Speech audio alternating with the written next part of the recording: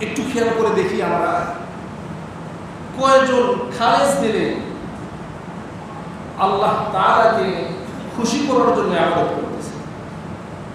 আজকে একটা বাস্তব কথা বলি, সত্য কথা, যদিও শুনতে তিতা লাগে। আজকে আমরা যতটুকুই ইবাদত বন্দেগী করতেছি এটা জাস্ট অভিনয় ছাড়া আর কিছুই নয়। কি বলেন? এটা অভিনয় ছাড়া আর কিছুই নয়।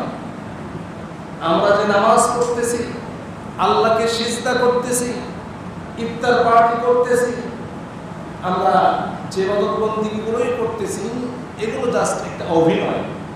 হ্যাঁ, আল্লাহ চাইলে কবুল করার মালিক তো তিনি কবুল করতে পারেন। এই অভিনয়টাও তো অনেকেই করছে নাকি বলেন? আমরা যাই হোক অভিনয়টুকু তো করতেছি। আমরা আল্লাহর কুদরতির পায়ে এসে যতটুকু সম্ভব হচ্ছে সিজদা করতেছি,